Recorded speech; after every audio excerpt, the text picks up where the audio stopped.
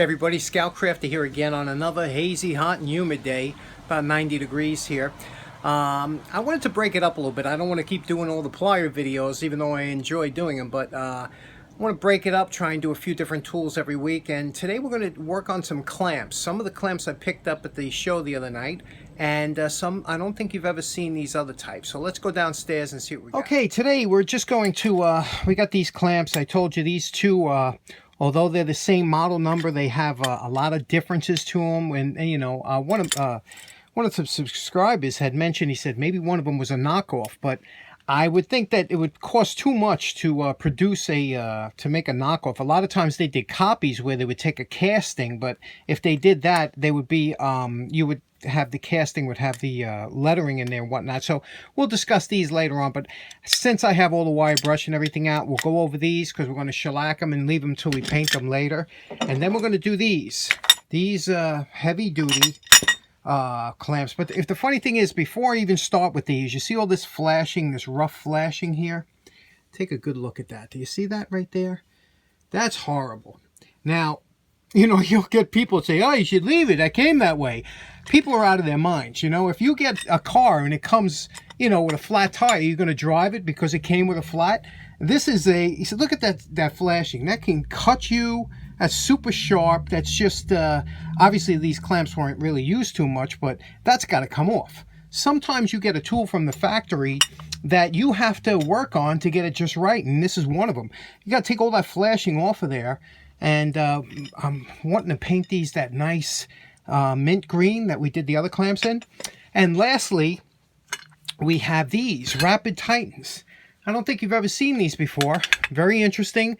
I'll go through the history with these right after we finish. But you see here, it's we got a little bit of, you know, tarnish and whatnot. We'll take all that off. I'm not going to repaint these because it's the original color. And these are somewhat of an unusual clamp, and there's a lot of working parts in here. I was looking at the patent, but it's a quick release clamp, and I'll show you how that works. Pretty interesting. So let's get working on these.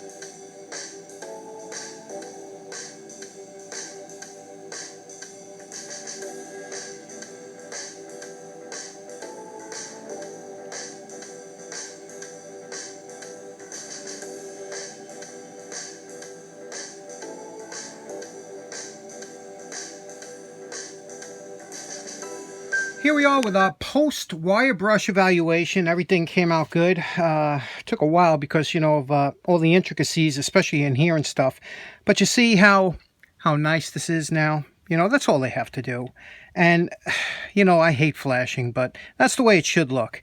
Now, when we paint these, you won't even see that line there.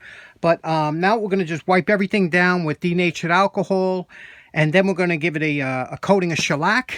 That'll be a good primer. I wanted to keep the original paint on these, but there was some rust coming through. The paint was powdering off. It was failing. That's how paint fails. It powders. And so we just gave it a quick wire brush. It'll act as a primer. We'll shellac these too. I'm excited to show you how these work.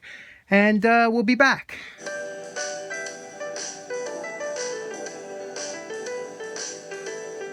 Okay, here's the old furnace, and on top of the furnace we have the clamps drying. These are the ones we just shellacked. Those are from last week. Those are from last month. Yeah, I know. But anyway, they'll dry overnight, and tomorrow we'll see what we're going to do with them. Well, it's been overnight, and the clamps are all dry, and I just want to show you what a nice finish you get from the shellac. Now, the only thing is, again, this is a shellac out of the can liquid, not spray. And the one thing I must say about the shellac is it will darken the area just a little bit. You'll get a little bit of darkening if you have like a silver. If you wanted the silver clamp and you want it to stay like that, then you should use a clear like this, a Rust-Oleum clear. That'll maintain the silver. But the alcohol in the shellac tends to darken the metal a little bit and gives it, you know, which is okay with me because it's a coating on here. Now we're going to give it a quick coat of this nice, we always like this sage green Rust-Oleum. So I think they'll look real good on these clamps, and it's about 95 degrees outside. I'm going to take them outside, spray them, and bring them back. Now you know my favorite part of the video. Remember what these clamps look like before we started. Okay, we are calling these clamps finished. I'm going to go by one, show you what they look like. And let's start with these heavy-duty bad boys. Okay, these are some really exceptional clamps, aren't they? Heavy-duty, like I was saying, the I-beam construction. We did them in that sage green, which is very nice because that's a machinist color, and these clamps will be relegated to machinist work. The threads came out, they are very heavy-duty threads. They are an Acme thread, but they almost look like a square cut thread, and very smooth. You know, I didn't even lubricate them yet because I have to wait for the paint to fully cure, because if you get any paint, any lubricant on the paint, it will take it off. So these came out really nice, very heavy, very substantial clamps, and I really like these. Next we have our Cincinnati 540s, and these are always a nice clamp.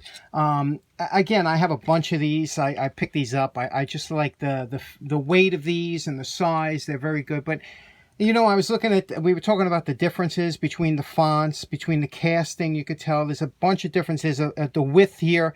I would like to go through a whole bunch of differences here. Even the balls are different on the handles. So it is very interesting. It could have been made in, you know, different forgings or whatever. Obviously, these are probably stamped after they're forged. Very unusual. But this one here is one of the early ones we did. You remember this restoration. This is the bat handle, or wing handle clamp. Same thing. It's a Cincinnati 540. And what's interesting about this one, and there you could see here, it says the standard clamp number 540. And what's interesting about this clamp is you could see the pressing. You can see that little like that butterfly effect all the way through the clamping.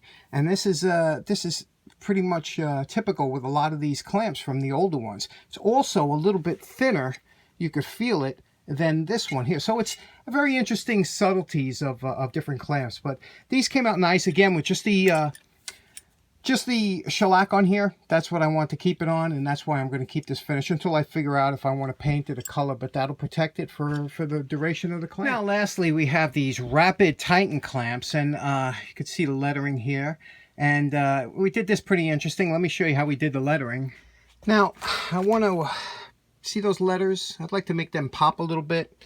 So what I have is I have some this I got from, it was on sale for $1. I just picked up a couple of these short bottles called Krylon Shortcuts. It's nothing more than just a regular paint. What I did is I took a small piece of wood like this, covered it with a couple pieces of tape to give it a little bit of a padding. Now I'm going to take some of that paint, wipe it on here like this. See? Just wipe it on here. And then I'm going to press it onto this Rapid Titan, and hopefully I'll get a transfer. So you see how that's working? I'm going to touch it up a little bit, but you just move it around a little bit, and some letters will be more, but you see how that works? And that's not bad. We'll touch it up a little bit, make sure the letters are even, but that's a quick way to do the lettering. Pretty good. Now, these clamps are another pretty rare clamp because again, patent applied for. They weren't patented yet. But then I did see these clamps later on advertised under the Wilton brand. And you know, Wilton makes high-quality vices and clamps and whatnot. And but here it says Rapid Titan Manufacturing Co. in Grand Rapids, Michigan. So these were the early ones. And how these work, I'll show you in a minute. But what's the coloring... Remember, I was going to paint these blue, and I was looking, and I said, you know what? After I shellacked them, I just like the color of them. They look like a dark cobalt blue. So that was the original paint, what was left, and I like it. So that's what, and I just did the lettering over. So let me show you how these work. Now, inside this pretty large compartment here, there's rotating cams that when you turn it to the left to loosen it, you give it 1 or 2 turns and just a full revolution, and this will go back and forth. As you can see, it's freewheeling. The minute you give a full turn this way, it locks, and that's how it works. So if you want to loosen it, you just pull this out like this. You get to the point, and then to tighten it, you just start like this. After 1 turn, it starts to tighten. Let me show you how that works in the real life. Okay, so if we want to use the Rapid Action clamp, what we do is we take it like this, we pull it out, and we press it against the piece of wood we have in the clamp, start turning it. The minute you get to 1 revolution and give it a turn, you are solid. That's in there. And that's how that works. To release it, you give it, again, once you start loosening it like this, then you can pull it out like that. So to tighten it, all you do is you push it up, start turning, and then within 2 turns, you have a solid clamping action. Very interesting. Now, one interesting story about these clamps is that when I got these on eBay, and I saw these advertised, and they were $3 or buy it now, $5. And then they had a flat rate shipping of $13, you know, for that flat rate ship box. So I said, buy it now, $5. I said, you know, and you can't really tell. They didn't have the size on there. And by the picture, it was hard to tell. I'll show you. And I said, you know what? I'll go for it. What can I lose? So I got these in the mail from a new eBayer. So for $5, I paid for these 2 clamps and then $13 shipping. So the way I look at it, for under $20, I got these nice Titan clamps. So you can get good deals on eBay. You just got to see how people list it. Anyway, thanks so much for tuning in. Hope you enjoyed the video, and take care and have a nice day. Bye-bye.